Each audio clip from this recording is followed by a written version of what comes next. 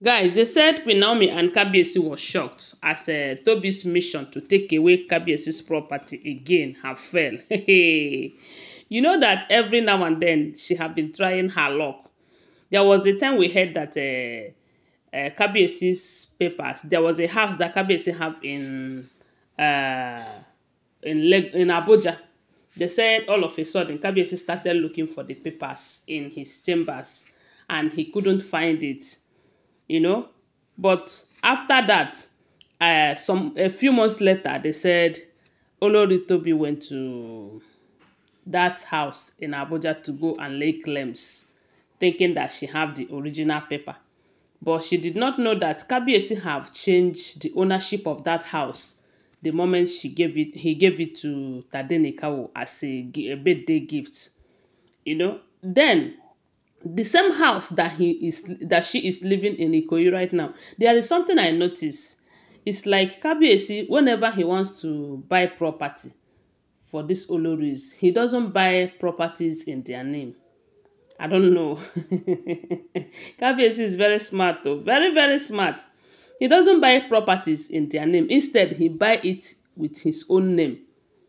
But whenever it is for Queen Naomi, they said everything that he buys for Queen Naomi, he buy it in Queen Naomi's name. Does that even ring a bell? I know some people like Adejumobi will say, which bell? But that is to tell you that there are some that they are there for, like say, child's play. Maybe Kabiyesi did not trust them. That maybe one day they will just wake up and decided to go away with Kabiyesi's properties them, and that is why he don't buy in their name. There was a time we also heard that Igbi returned a car gift from Kabiyesi. That was at the early stage of that marriage when Kabiyesi bought cars for them.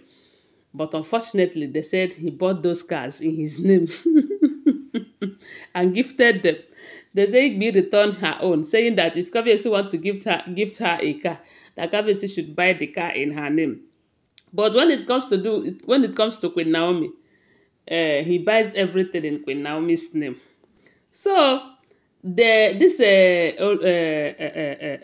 Olori TikTok, they said she storms the palace to tell Kabiyesi that she have checked this thing that you two have, as in she have with Kabiyesi, and she find out that it's not working.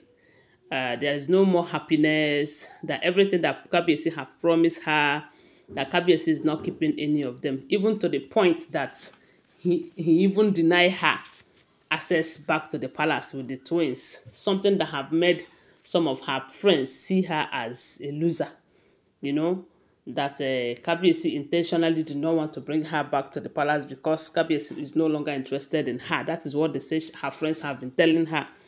And we do know that because their marriage wasn't that proper and this thing, their marriage was like, I don't even know how to say it. They decided that during this child dedication and everything, and the welcome back to the palace, is going to be a very big party for her. That those of her friends who could not sow ashebi for her when she got married to Kabiyesi, is going to be an opportunity for them to sow ashebi and everything. And they say some of them have already bought the material for their ashebi, sew their clothes, and after everything, every now and then, Tobi will be posting them, telling them, don't worry, it will happen this weekend. At the end of the weekend, it will not happen. Don't worry, it will happen next month. At the end of the month, it will not happen. They say she became tired. And that is what they say she have been lamenting, complaining to Kabiyesi, telling Kabiyesi that she have checked all of this and she have found out that she can no longer cope with this. And for that reason, she have brought a divorce paper for Kabiyesi to sign so that she will be free to do anything she like with her male counterparts and all of that. The Kabiyesi said no, that he is not going to sign any divorce paper without his lawyer being present. As a matter of fact, they said the paper was too voluminous. It was big, such that Kabiyesi said this is not what he can just read now and sign. And they said Tobi was pressurizing him to sign it. You have to sign it now. It is now or never that you're going to sign it immediately. As in, they said the kind of pressure. You would think she is talking to one small boy like that, or maybe his mate, you know. They say at some point, Kabiyesi asked her, do you even know what you are doing? You are talking to me in this manner. He said, no, I'm not talking to you in the Kabiyesi. With all due respect, please, all you need to do is to sign these papers. Let everybody go his or her separate way. That it is obvious that you have chosen Queen Naomi over me. You have chosen Queen Naomi over your own children. No problem. Just sign the papers so that I can go my separate way and everything will be settled. That is what they said she was telling Kabiyesi. And Kabiyesi keep telling her that it's not as if I don't want to grant you, I don't want to release you to go to your male counterpart or whoever that you want to be with. But the fact remains that I cannot sign these papers right now due to the fact that my lawyer will have to be present and go through the papers and see the content of the papers. It's not something I can do for myself right now. And for that, they said she brought out her pen, oh, that you must sign. Oh. They said she must start. She tried to touch Kabiyesi, and they said Kabiyesi pushed her hand aside.